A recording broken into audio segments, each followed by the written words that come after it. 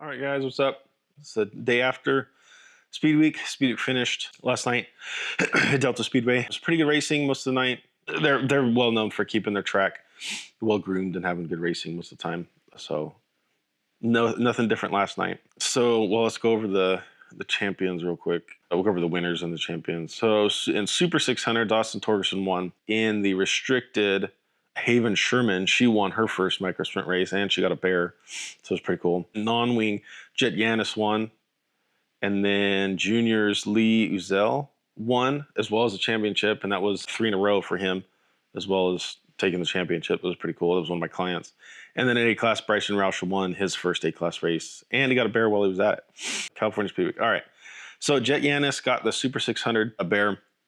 Austin Torgerson, Dominic Carter, second and third. And restricted was Briggs Davis with Colbazayo and Tice Domingos just behind him. And then non-wing, KJ Snow got it. That race was pretty much going to decide the winner for non-wing. Pahuli was just in front of KJ by 1 point for the points. So Pahuli needed to keep KJ behind him no matter what to be able to win. But KJ got involved in something that happened. I don't know if it involved a lap car or what, but he got involved in a wreck and that took him out. So there was really nothing he could do. KJ was pretty much, I don't want to say guaranteed, because he did have Quinterine to deal with as well as Jet Yanis. But as long as he didn't make any mistakes and finished the race, he was probably going to get it, and that's what he did. He was in second most of the race. Last lap going into 3, he kind of threw a bomb slider, or not a slider. He just threw a bomb, went up top. I think he was just trying to get what he could. I think he was trying to get a bear as well, win the race to get a bear as well as the championship. It didn't work. I think he went from second to fourth, maybe fifth, but he still won the championship. He was still, looks like 21 points ahead of Quinterine. So he knew he didn't have a whole lot to lose, so he just decided to go for it, which was pretty cool. And then in junior sprints, like I said, Lee Uzel, he pretty much just walked away with it. 3 wins in a row. He was 77 points of Logan Lavarnway for junior sprint win. So it was pretty cool. He was really happy about that. The bear was almost as big as that kid was. So it was good racing all week. It was really fun. I'm tired. I'm done. I'm at my sister's. Right now, I'm only about 30 minutes away from Delta in Stockton. I'm going to drive home today. Just stop and get some caffeine and go home. Not so far, but for this week, it was a little disappointing. Speed Week has been going on. It's been 10 years that Speed Week's been going on. They missed 2 years. I'm going to say it was 2020 and 2021 during the peak COVID stuff. I think that was the only years they missed, or it might have been 21 and 22. I don't remember. But it started in 2015. That was the first Speed Week, and at that time it was Dixon, which was way up north of Stockton. It was like just south of Davis, California, just out in the middle of nowhere. And it was a little bit bigger than Delta, but it was a cool track. It was always fun to watch. Really good pictures a lot of the time because there wasn't anything around the track. There was no trees, there was no buildings or anything. The thing that stuck out the most was the grandstands and then the announcer's tower right over it, and that was it. The sunsets were awesome. The lighting was awesome all the way up until the sun actually went down, so that was pretty cool. But they closed a few years ago. I'm not sure why. I don't know what happened with that. I just know they closed. So the last 2 years, 3 years, depending on when it came back, I don't remember. It's just been Lemoore Plaza and Delta that's been doing it. And they've kind of changed up the schedule. Last year, I think Delta hosted 2 of them. This year, Plaza hosted 2 of them. Next year, who knows what they're going to do. But the one thing that was disappointing was in the 10 years that it's been going on, I've been to, of the 8 series that they've held over this 10 years, I've been to all but 2 of them. I went 1 year, I think I was just helping somebody race. I think it might have been my dad and his friend Jimmy. I think I was just helping them with working on the cars and moving stuff around, and just a crew member essentially. The other ones before that, I just went to watch, but all the ones after that, I went as a photographer. I went to actually take pictures and video, things like that. But the one thing that was disappointing this year was there was half the cars as there used to be. There used to be well over 150 cars that would show up. There would be teams that would show up and just park outside hoping that somebody would decide not to show up that night. And there'd be a registration spot open and they could grab it just to have a chance at a bear. And this year, I think the most we had in one night might have been 88 cars. So, almost half of what we had. It was sad. It's disappointing because that was one of the biggest races of the year. It was something I always looked forward to see a lot of people, a lot of cars, a lot of action. It was just awesome. And so it was sad to see that the car counts dropped like that. And I don't know what it is. I couldn't tell you. I'm not, I don't understand economics. I'm not political. They're probably related in some way, but it might have something to do with that. It might not. I don't know. I'm not smart enough to sit there and claim that I know what's going on or why that's happening. But the only thing I can think of is it has something to do with the economy. I don't know. Things aren't great right now, especially post-COVID. Everything, shit hit the fan post-COVID. Housing costs went up and a lot of stuff, just got way more expensive for no reason, seemingly. I don't know. Like I said, I'm not smart enough to understand that stuff. I just know how it affects me. But anyway, regardless, that's what's going on. So it was disappointing to see, because the two big races every year that I always look forward to, not only as a racing fan, I've been around racing my whole life. Some of my earliest memories were at Tulare Thunderbolt with my dad. So not only as as a photographer, but just as a fan, just as a racing fan in general. The two biggest events in the last 5 or so years, 10 years, has been Speedweek and Mark Hagopian Memorial.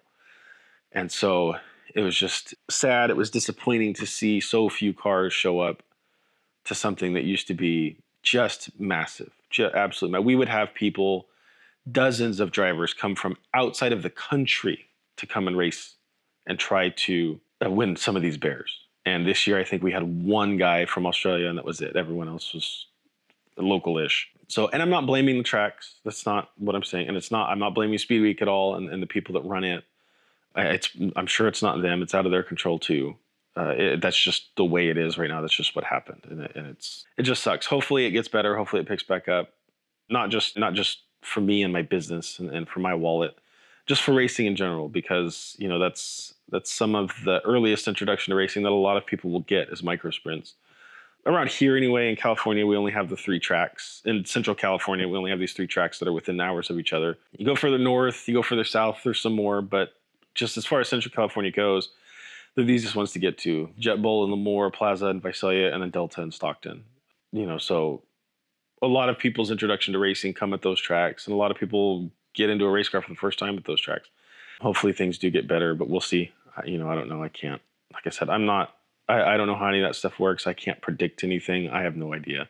I just know what I can see, what's in front of me, what I'm observing. And what I'm observing is that there seems to be a decline in racing, at least in micro sprints, because that's what I'm around the most. Other series, I don't know, sprint cars and modifieds, late models, things like that, go-karts, even dirt oval karts. I don't know what that's like. I don't know if those counts have gone up or gone down. I can imagine that if the cheaper the racing, the more drivers are going to show up, especially when the economy starts, taking a nosedive. I imagine that those counts go up instead of down, but everything else probably goes down just because of how expensive things are. But I don't know. I have no idea. That's just, like I said, thinking out loud, that's just what I'm observing. So hopefully it gets better. But as far as Speedweek goes and what I do, taking pictures and doing videos and stuff, it was fun. A lot of work. I'm tired. I can't wait to not have a night where I don't have to go walking around a track, especially in the sun with as hot as it was all week. Delta was okay. I don't even think it hit 90 degrees yesterday, so it was real nice. There's a breeze too because they're not in a bowl like where Plaza and Lemoore are. We're kind of just in a bowl, so everything kind of just sits. And so when it gets hot, it gets hot. And if it gets humid, it's even worse. It's Wednesday at Lemoore, it got humid. As the sun was going down, suddenly all this humidity just came out of nowhere, and I just felt like I was sitting in a bath. It was just awful. Plaza was a little bit better. It wasn't too bad. I think it's just because it was closer to a city. I don't know. But it was still hot. When the sun was out, the sun was beating down, and it was unbearable. Once the sun got behind the trees and the stands at Plaza, it was a lot better. It was a lot more tolerable. And then once the sun went down, it was fine. But it was just, when the sun was out, it was just terrible. Delta was really nice because, like I said, they're not in a hole. They get the air can move from the coast. I don't know what that's called, but there's a channel where everything kind of move across, and it actually cools off at night. So like here where I'm at in my sister's house, last night at some point I checked the weather and it was like 61 degrees. But at home where I live in Visalia, it was like 71 degrees. and same time, same exact time of night. And so that pretty much tells you everything you need to know. So it was a lot more comfortable yesterday. The sun, you know, if you're in the sun, it was still hot, but it was way better once the breeze came in. And as soon as the sun, as soon as the sun was just above the horizon, it was comfortable. It was awesome. I had I think I had 6 people for the whole week, 7 people on Wednesday. 5 of them were for video, 2 of them were for photos. On Wednesday, everywhere day else was 4 for video and then 2 for photos the rest of the week. And it was a lot. And next year, as long as nothing changes, then I'm still going to do Speedweek next year. And with Hagopian later this year too. When I take bookings, I think I'm going to limit myself to 4 because it was a lot. I had no doubts that I would be able to cover that and be able to deliver the content that people are paying me for, obviously. But it was just a lot. I felt like I was spread a little too thin and I was too stressed about getting enough content to satisfy everybody, because my guarantee, because people sign up for there's 3 things. There's video or photo, and then with video, it's either social media or YouTube, essentially, is the way I advertise it. YouTube, I know, is social media, but the way I advertise is do you want Instagram Reels, so vertical, or do you want YouTube, horizontal? And then of those, what would you like? Most people just go social media and whatever, get whatever you want or whatever works. The stuff that we can use to post to our page and show sponsors and then potentially get new sponsors, things like that. If it's the long form, the wide YouTube type stuff, that's more of like documentary and coverage and recaps, things like that. But most people ask for social media stuff because that's kind of what dominates right now, especially with Instagram. The reels are those are king. That's absolutely what Instagram pushes. That's what gets shown to new audiences the most. That's the kind of thing that's what takes over at the moment. So that's what most people ask for. I knew that I could deliver as far as that goes, but I felt like I was spread too thin and I was too worried about it the whole time. And that it's not fun for me. And to be able to do this and deliver content that people like, and to not only deliver content that other people like, but to make things that I actually like and am proud of, I have to be able to have fun doing it. I have to be able to enjoy doing it. And that's why I do it. It's because I enjoy doing this. This is something I like to do. And so I felt like that was a few too many people for me to enjoy. I don't feel like I was able to have enough creative freedom to scratch that itch that I have, that creative part of me that wants to make things. Because that's why I do this. It's because I like it. Obviously, I wouldn't do it if I didn't like it. Oh, man. That makes me look fat. Obviously, I wouldn't do it if I didn't like it. So, I have that creative itch. I'm a creative person, and that's why I do this. That's why I offer my services to people that maybe don't have that ability. Their brain doesn't work that way. So that's why I do it. That's why they pay me. So I don't feel like I was able to do that as much as I wanted to. And that's part of the reason it wasn't as fun for me, is because I wasn't able to flex that muscle and to do what I wanted to do just to be able to make creative things. I was too focused on the clients that I had and making sure that I am getting enough content for them and making sure that I'm doing, what I said I was going to do, what they're paying me to do. So I have no doubts that I was able to deliver. I have no doubts that I got enough content to do what I said I was going to do and what they're asking for. It was just a little too stressful for me to enjoy it as much as I would have liked to. I had fun. I always do. I'm around racing and I'm taking pictures and making videos. It's hard not to have fun doing that for me. But that being said, for Hagopian this year and for Speedweek next year, assuming nothing changes and I'm here again, I think I'm going to limit my client count a little bit. So instead of 6 or 7 people, I'm probably going to do like 4 people. That way I can just relax a little bit more and put more focus, time, and quality into the 4 people that I have instead of running around like a chicken with my head cut off and trying to make sure that I'm getting to everybody, and getting the content that they want, that they would like, that they deserve. That's what they're paying me for. They deserve it. So next year I'm definitely gonna drop my client count a little bit just so I can relax and not be as stressed as much, and I can definitely deliver the content that they need or they want at the quality that they want. The only way that would change is if some other form of media were to come up out of nowhere. Right now it's photos and videos. Let's say something I don't know what else it would be, but let's say something else started taking over video, then something might change. But right now it's photo and video. Videos Video, like I said, video is king. That's what people want. That's what gets pushed. That's what gets engagement and views, things like that. That's what gets put in front of eyes. That's the whole point. The only way it would be more than that is if, for whatever reason, people just wanted photos. So, I mean, let's say, for instance, I was just going to do photos and I wasn't going to do video anymore. I have no desire to do that. My plan is to keep doing video as well as photo. But like, let's say I were to just book photos for one Speed Week or for Gopian. I confidently do 8 people, maybe 10. Because pictures are, I don't like saying pictures are easier just because they're not easier for everybody, but they are easier for me. It's much easier to get the shots that you want. It's much less likely that you're going to miss something or you're going to get something that you just can't use, because with cameras, with photos anyway, you can hold down the button and take a burst of 10 or 12 in the matter of a second or two. One of those is going to be usable. Whereas with video, you push the button, and from the time you push the button to the time you push the button again, if something's wrong, that's it. It's done. You can't use it again. You can't save any of it. Depending on how wrong it is, it might turn out to be something real creative if you can save it. But if you missed focus, it doesn't matter what you do. Or if you blew out the highlights and way overexposed, it doesn't matter what you do. You're not going to save that. Whereas with photos, you can just sit there and take bursts of stuff, and then you're going to get 1 or 2 usable photos. So I don't like saying it's easier just because I don't want to just say it's an easy thing to do, because photography, pushing a button, looking through a camera and pushing a button is not difficult. And I'm not going to sit here and pretend that I'm some misunderstood starving artist, pushing that button. But it's not the hardest thing in the world, but it's not the easiest thing in the world. It's, you do have to know what you're doing, but it's a lot more forgiving. I think that's the word I'm looking for.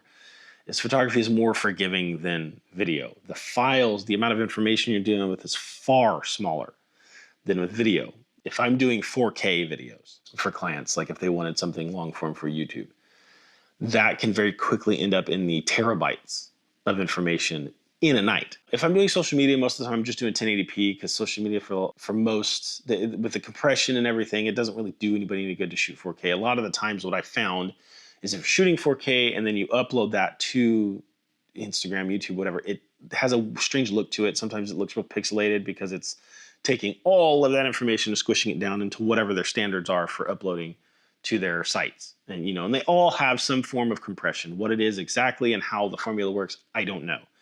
But they'll have some form of compression to save costs on data, because they've got to store all this somewhere. And people have been uploading videos and content to YouTube and Instagram and Facebook and Twitter or X or whatever, and all this other stuff since it's been around. And some of those have been around for almost 20 years.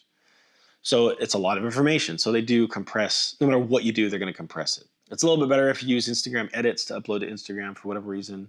Well, not for whatever reason. It's because, they're optimizing it for their platform. So, starting with the original files, compressing that to whatever it needs to be specific to their platform, and then uploading, it's going to result in far better quality than you just going straight to the app.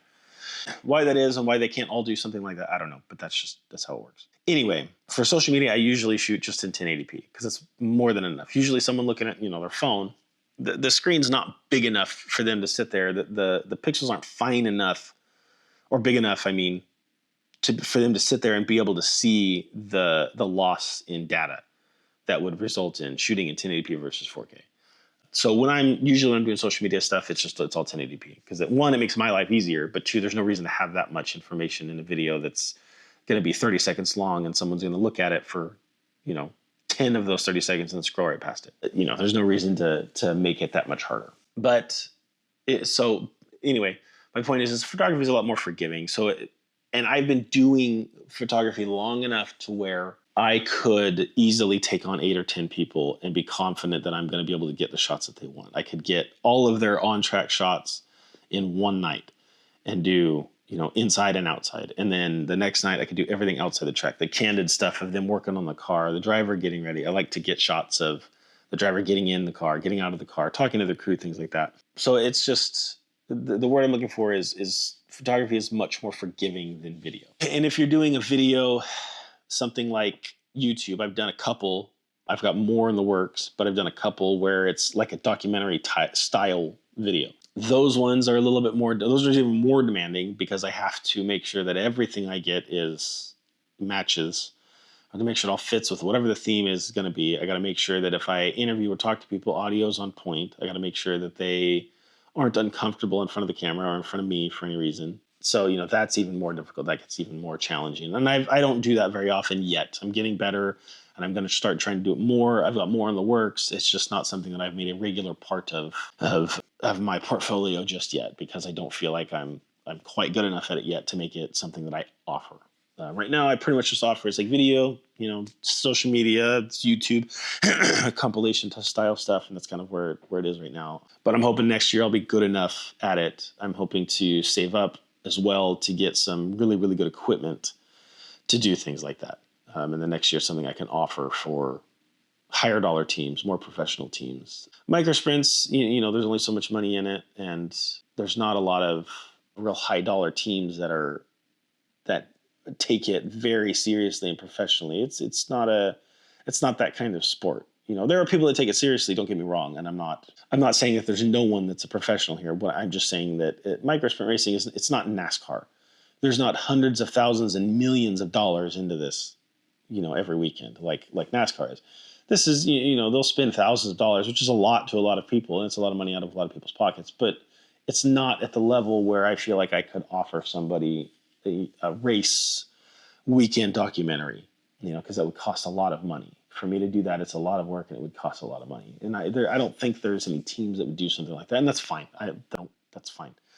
But if it's something I can get good enough at, it is something I would like to offer to try and get the attention of World of Outlaws, High Limit Racing, the more local NASCAR stuff, ARCA when it comes to Bakersfield, Kevin Harvick's current raceway. They also go up to Sonoma, which is that's probably like 4 or 5 hours from me. You know, that'd be really cool. There's also Laguna Seca, sports car, Indy cars, things like that. They go there, so that'd be real cool. So it's something that I would like to be able to, you know, offer eventually. I'm just not quite there yet. So, like I said, next year I think I'm just going to back it down. If it was just photos, that'd be one thing, but with video, it's just a little too hard. You know, if you're a newer photographer, yeah, it's something, you know, it might be a little bit harder. 8 or 10 people might be a little bit harder. I've been doing it long enough to where it's something I know what my settings are when I get to the track.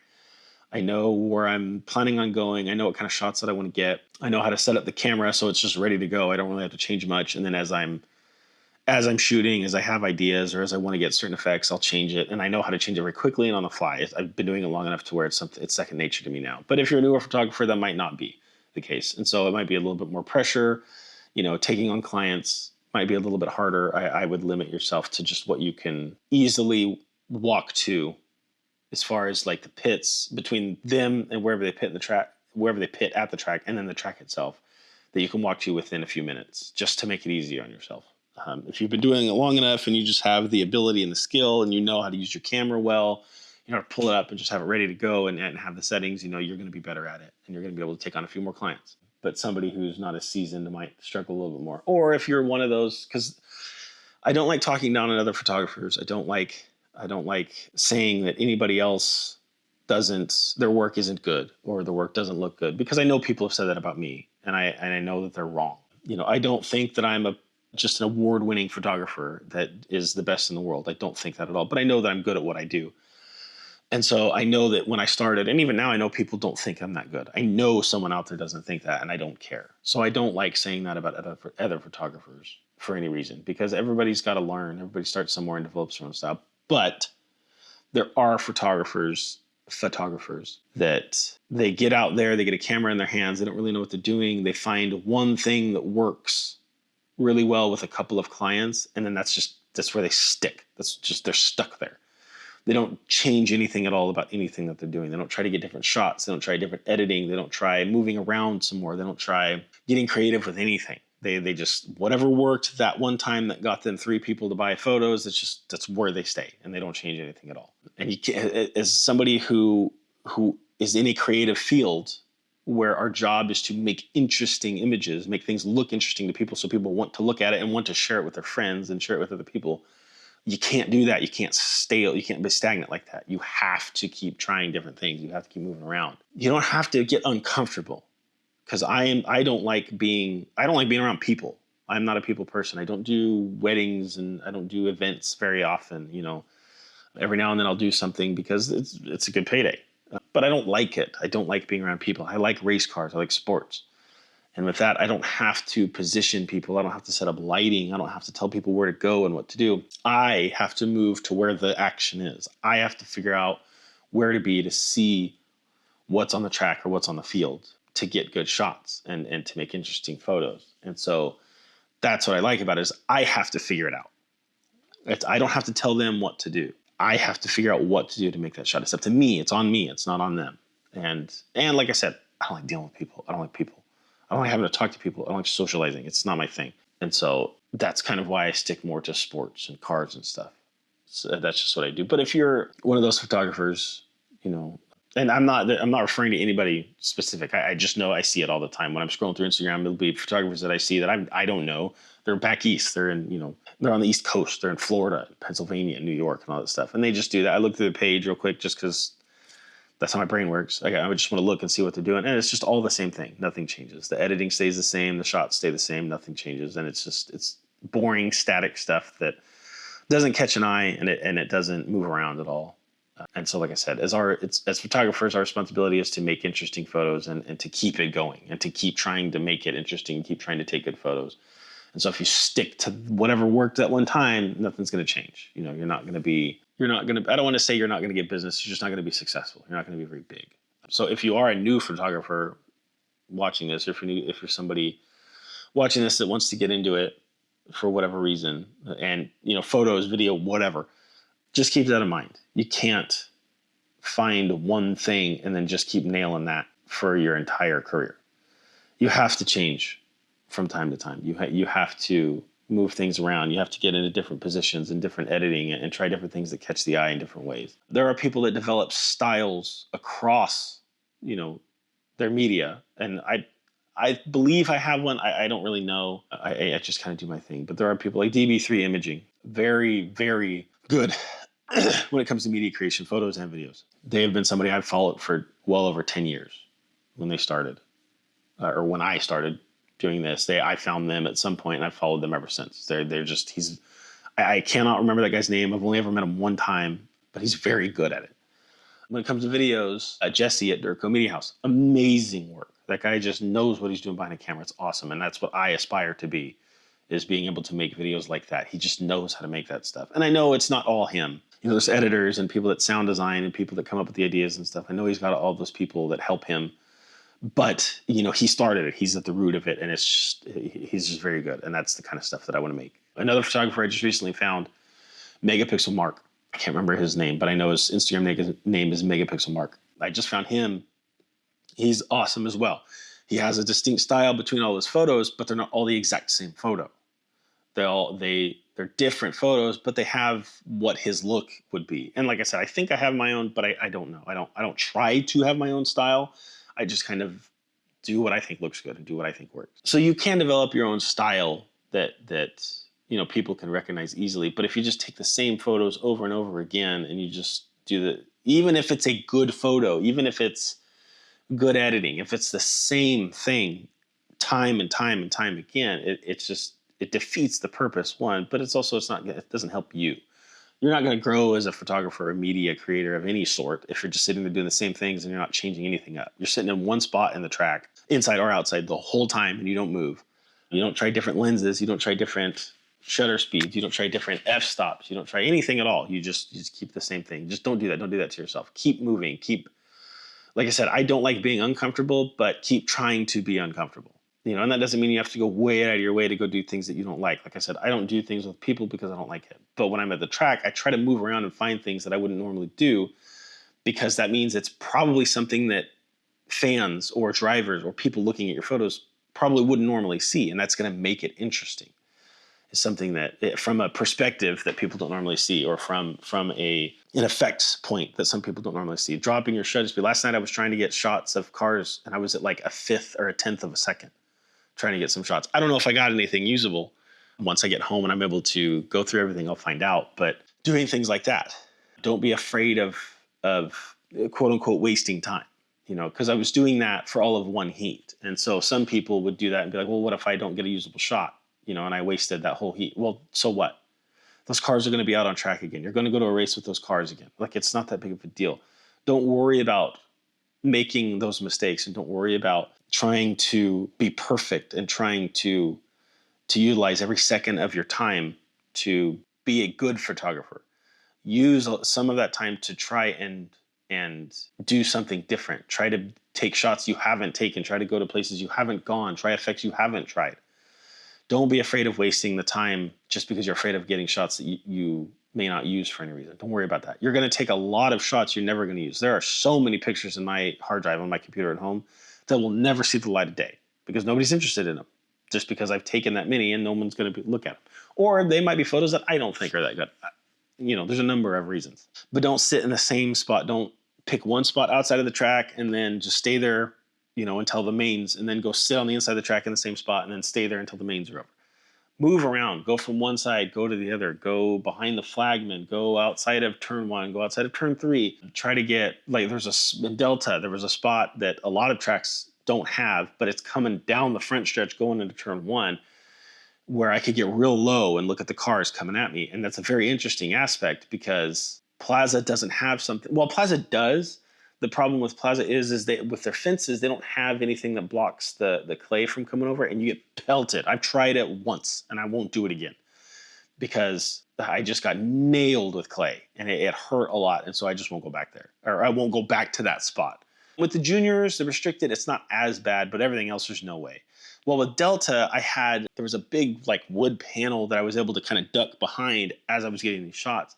And so it was really cool because especially with the non-wing guys, they're just sailing it into one. And so they're sideways, and some drivers are literally bouncing the car off of the outside wall, going into one to get some drive down into the turn.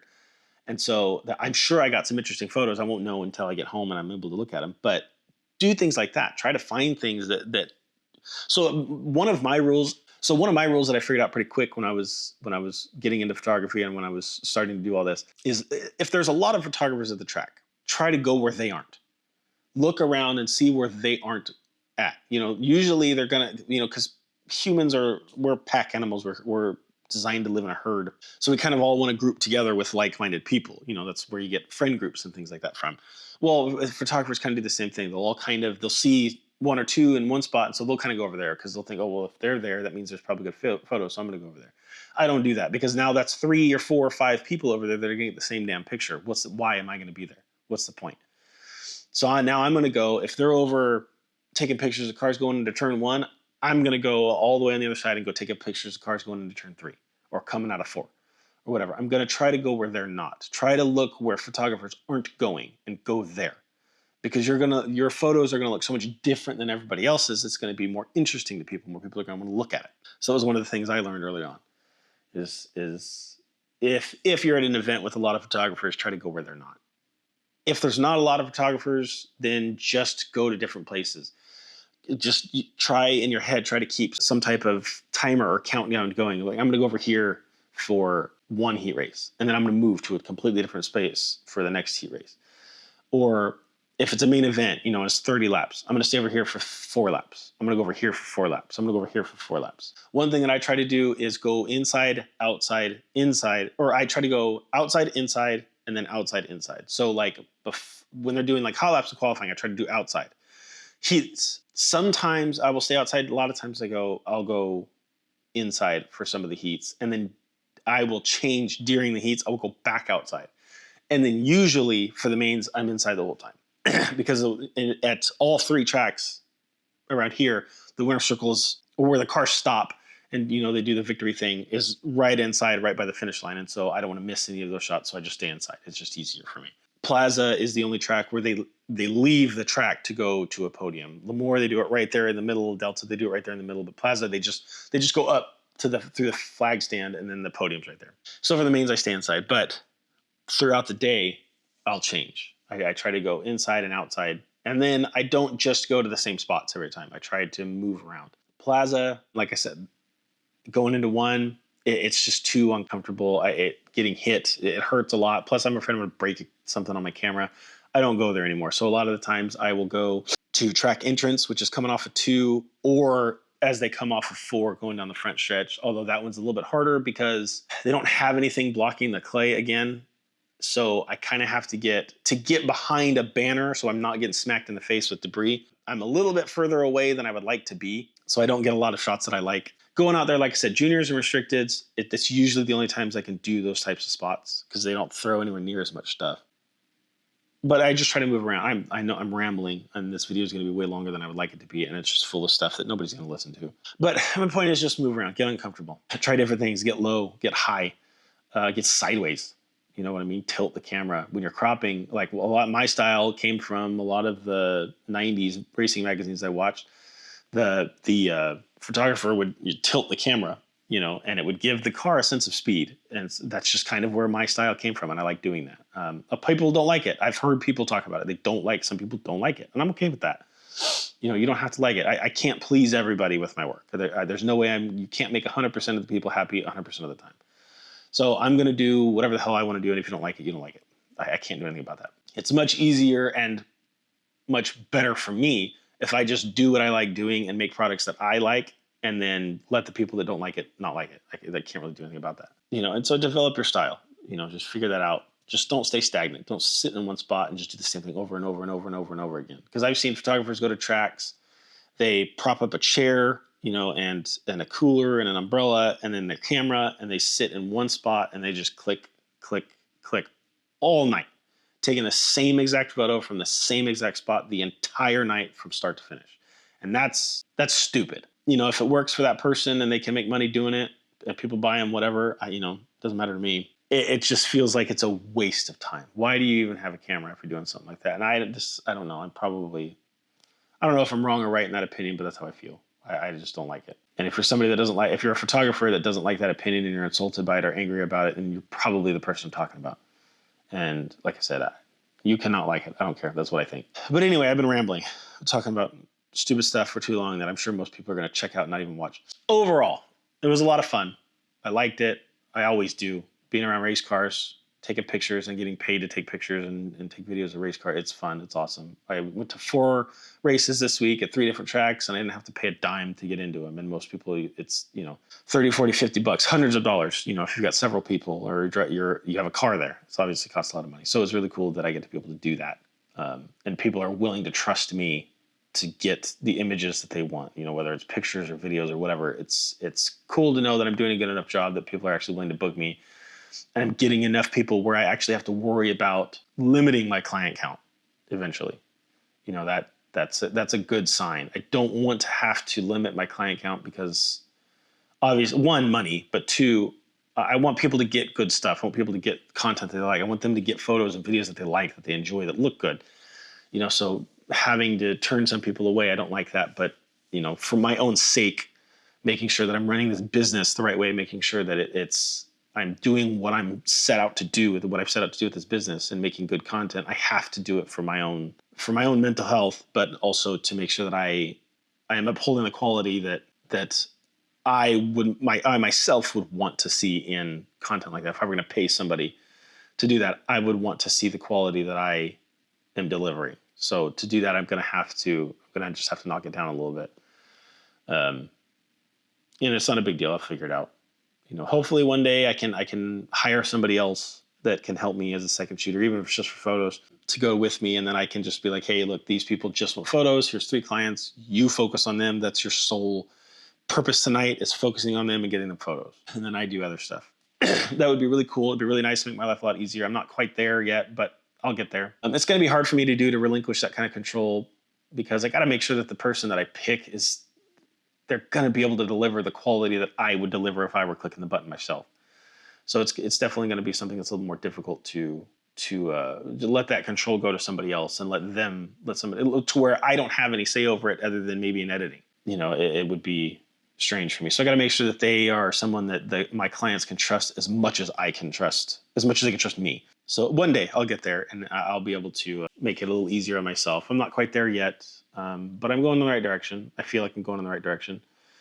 Like I said, I've got a lot of people, more and more people know who I am. They know my name. I'm getting followers slowly but surely, not as fast as I'd like to. You know, there's a lot of accounts I see out there that have well over 2,000-3,000 followers. And I think I'm barely at 500 on Instagram. And then I've got like 90 on YouTube. and it's slow, but it's saturated. There's a lot of people that do it. So it's kind of I get it. I don't like it, but I get it. So whatever. But yeah, that's my overview. Like I said, I've been talking for too long, and I'm sure you guys are tired of listening to me talk, and most people are going to be checked out by now. That's kind of the recap. Congratulations to all the winners, everybody that won a bear. It's just a couple people off the top of my head. KJ Snow, or not KJ Snow. Well, I think he did win a bear. Yeah, he won the championship. But Jaden Freneau, Cameron Paul, Lee Uzell, they all won races. Lee Uzell won 3 of the 4 damn races. That kid just dominated. Maverick Myrick, all the championship winners, Chet Yanis. Congratulations to all of you guys. It was really cool. People drove their butt off. One of my clients, I have to give a shout out to him. One of my clients, Nixon Gabbard, at Plaza on, I think it was Thursday night. That kid started like 15th. I don't know. I can't remember how many cars there was, like 18, 19, 20, something like that. But he started like 15th, way in the back of the field. He drove his ass off, and he ended up placing it on the podium, 3rd place in the restricted class. It was awesome to watch. He just hard charger for sure that night, and I'm pretty sure he won. He won it. I think they did everything at Delta last night for hard charger and quick times. They just did it all last night instead of doing it during the races. Because I think it was mostly because they were worried about time crunch and all that stuff. It ended up not being as big of a deal as they thought, but they waited till last night to hand it all out, so it's pretty cool. But yeah, it was a really awesome drive. He did really well. He stayed out of trouble. He made sure and hit his marks, minimized mistakes, and he got all from 14th to 3rd. I mean, that's 11 positions that he was able to make up. So it was pretty cool. Jaden Freneau won a bear first night. That was one of my clients. First year in a micro. First time at Speedweek, I believe, in the micro or in the restricted. Wins a bear first night out. It was awesome. He did a backflip off his car, Carl Edwards style.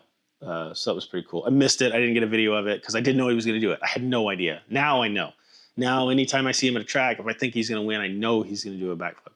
But I missed it, and that sucks because I just had no idea. I didn't know he was going to do it. He surprised me. He surprised everybody because most of us didn't know that's what he was going to do. So that was cool to see, those 2 people, my clients, get a bear in a podium like that. Lee Uzell was my client for photos all week, video on Wednesday. And so it was cool to watch him every night just dominate. I think he was 2nd or 3rd on Tuesday at Plaza. I can't remember. There's so much that's happened this week that even Tuesday is getting fuzzy. But he won Lemoore, Plaza, Delta, Wednesday, Thursday, Saturday.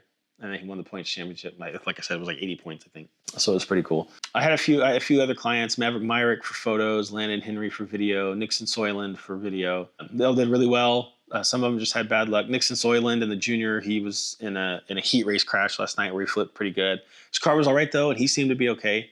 He went out for the main. He didn't do as good as I knew he was capable of. Something that was either wrong with the car or he just wasn't 100% after the flip because he landed real hard he flipped over and landed real hard on the bottom. And I saw his head just do this. So he may not have been feeling that great after that. So who knows? Maverick Myrick, he got a bear and he was doing great all week. Last night, I think his car started overheating or he had air in the coolant system.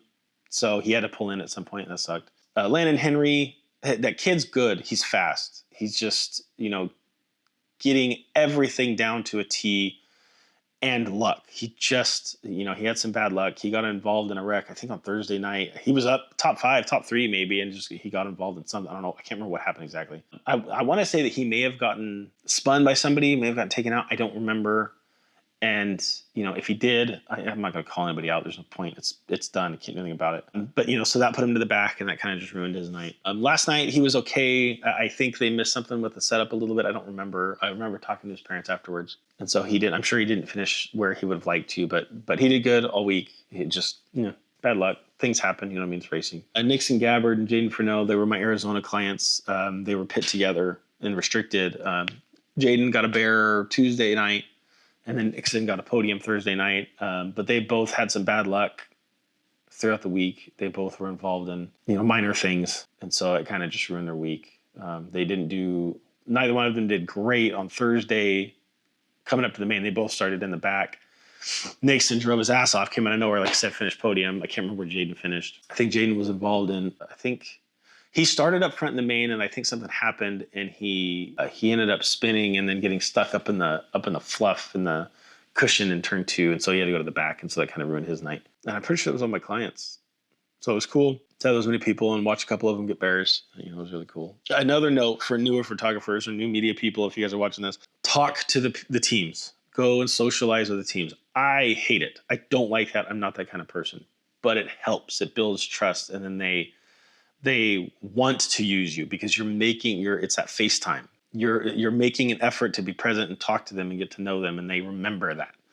So last night after the races, I walked to all of my clients and I was talking to all of them, hanging out with them and talking to them about the week, and then, stand by next time we see you and all that stuff, drive safe home, that kind of stuff. They remember that. So if you're watching this and you're aspiring photographer, videographer, and you're trying to get into this, that's something that I 100% recommend that you do. Not even recommend. It is a must. Do it. Have that FaceTime. Have FaceTime with clients, people that have never booked you, because you're more than likely to get people that are gonna be more comfortable with paying you for your services if you're somebody that they've sat there and actually talked to, even if it's for 10 minutes. Just having that FaceTime builds a lot of trust with people. And so I walked around last night. I talked to people who I know have booked other photographers and have bought photos from other people. It didn't matter. I went and talked to them anyway. People that didn't book me for the week, I went and talked to them, hung out with them, talked to them about the week and how they went, how everything went, and how they did, and did they have fun and all that stuff. Just to have that FaceTime, because it builds a rapport, builds trust. So if you're somebody that's looking to get into photography, videography at racetracks, or any sport, really, anything that you're really going to do, have that rapport with those people. Especially if it's kids driving with their parents. They want to know that they can trust you, because they're putting a lot of money obviously into what their kid's doing, and now they're forking over some of that money to hand you for some sort of media, photos, videos, whatever. So do that. Make it a point to do that before the races, during the races if you can. Obviously that's hard to do, but definitely after the races everyone can. Sometimes, like last night, Nixon Soyland, that was one of my clients. They were the second main out, and he didn't podium. So they were gone pretty quick. And I had to stay out there because I'm getting pictures of the winners and all that stuff. So they were gone. I didn't get a chance to talk to them, but they were the only ones I couldn't talk to because they were gone fast. But most nights it's not going to be like that. So most nights, make the effort to go out there and talk to them. If I know that they're going to be gone early, if they're going to be one of the first mains out, and they might leave before everybody else, I'll try and go talk to them during the track break when they're doing like track prep and stuff. Just to have that FaceTime, it helps a lot. It builds trust, and they like you. They're much more likely to keep booking you for things like that if they know you and they've talked to you, and you're not just a person with a camera out there that they, every now and then you send them an email or something with their files. That doesn't help. Being faceless like that doesn't help, and people are far less likely to use you. And I know people that do that, and it may work for them, but it doesn't work for me. I don't like that. I found that if I go and talk to people and get to know these people and talk to the drivers and talk to the teams, they are far more likely to be returning customers if I do that. So make sure to make that a point. And I just remembered, I wanted to give a shout out. Jake Hagopian, he had officially retired from driving full time a couple years ago, I think. But last night he put the helmet back on and he got in Evan Dixon's car, I think for Outlaw Wing. It was either Outlaw or A class, I don't remember, but it was one of the big wing classes. He got in the car.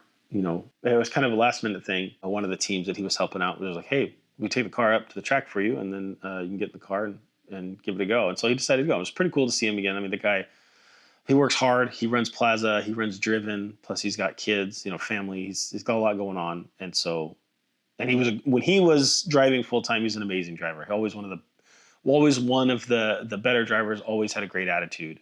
One of the smartest guys out there. And so it was cool to see him on track again. I made sure and got some photos and video of him because it was cool to see. I don't know when we'll see him on track again. I don't know how often he's going to drive, but it was cool. So definitely shout out to him for getting in there and dealing with the heat. But all the kids out there, they have so much more energy, than anybody that's in their 30s. And as you get older, it's just the gap gets worse and worse and worse. And being able to stay on track with those kids and keep up with them it's amazing. I don't know how he does it. He stays in good shape. I know that. And there's no way I could do it. So it was cool to see him go out there and run again. Hopefully he does it every now and then, in the future. I know he's not doing it full time anymore, but it was cool to see. So hopefully he keeps doing it. But anyway, I've been talking way too long. I need to drive home. I got a 2-hour drive home. So I got to stop and now it's almost noon. I got to stop and get something to eat and, something to keep me awake while I'm driving, get home, take a shower, and hang out with the kids. I'm not going to look at a screen for at least 24 hours. I don't think I'm going to touch anything until tomorrow. just to give myself a break. I'm just going to hang out with the kids and play and have fun, do all that type of stuff until I start getting to all this stuff, because I know it's going to take me all damn week. Luckily, I don't really have much to do this week. I've got a DJ event to go shoot Tuesday night at a restaurant, so I don't have a lot to do this week, but most of what I'm going to be doing is editing. So I'm looking forward to it, but not looking forward to it, if that makes sense. It's a lot. It's going to be a lot. So, like I said, that's kind of my recap. I don't really have much else to say. Not that I haven't said enough as it is. I've just been sitting here talking my own ear off, talking your guys' ear off. But yeah, that's Speed Week. This will probably just be at the end of the Speed Week vlog. I'll throw some stuff in there. Other videos maybe that I got. I shot a lot of stuff on that anamorphic lens, so I'm gonna edit all that together and see if it's any good, if it's cool. It was a manual focus, so I'm afraid that I missed a lot of focus on stuff, but we'll find out. So thank you to anybody that watched and put up with me sitting there blabbering for this long. Congratulations to all the winners. Everybody that got a bear, it was really cool. Hopefully next year, car counts up. Next big race will be in September for Marco Goppi Memorial. I don't remember the dates off the top of my head. It's probably on my phone, but I'm not going to pull it up. But yeah, beyond that, that's it. I really don't have anything else to say. Not that I haven't said enough already. I'm tired. I'm worn out. Gonna go home and hang out with the kids, take a shower, and I'll probably lay down and take a nap today. I'm sure I will, because I'm still tired. So thank you guys for watching. For anybody that's watched this long, for anybody that tunes in, please, if you enjoyed it, make sure you like. If you aren't subscribed, please subscribe. I have an Instagram as well. I have a TikTok. I don't care much about TikTok, but it gets eyes on the page, so why not? I'm gonna put links in the description to that type of stuff so you guys can see it. I have a feeling most of my subscribers on YouTube follow my Instagram, because I had my Instagram for a while before I made a YouTube for it. So most of you guys probably already follow me there. But if you like it, if you enjoy it, please let me know, because I want to make sure that this is something that people actually like watching. I do it for myself just because it's something different, something that I'm not familiar with. Sitting here looking at a camera is weird for me. I'm a behind the camera person for sure. So doing this kind of stuff is odd. But like I was talking about earlier, getting comfortable, it helps. So that's why I'm doing it. So share it if you guys liked it too. That's a big thing, is sharing it, or even just liking it just does a lot to help, because if you like it, it's more likely to show my stuff to other people. So, but don't like it if you don't actually like it. If you thought this was stupid and you don't like the way I'm sitting here talking, or, my glasses look funny, or I don't know, I have a funny voice and you don't like the way I talk, whatever it is, if you like it, like it. If you don't. I'm not going to sit there and worry too much about it. I'm just going to do what I feel like doing. And now I'm running out of things to say, and my brain's going to weird places. I need to get up and go so I can go home. But thank you guys for watching, sticking around this long. That was Speed Week, and hopefully we'll see you guys. So thank you guys for watching. I know that I'm just sitting here rambling, talking about a bunch of random stuff, but thank you guys for sticking around and putting up with it. If you like it, like it. If you don't, share it if you want. I know a lot of you guys follow me on Instagram, so I already know who I am. I'm not going to bother telling you about that, but I'll put links to everything in the description. So I'm going to go find some caffeine and make the 2-hour drive home. So I will see you guys later.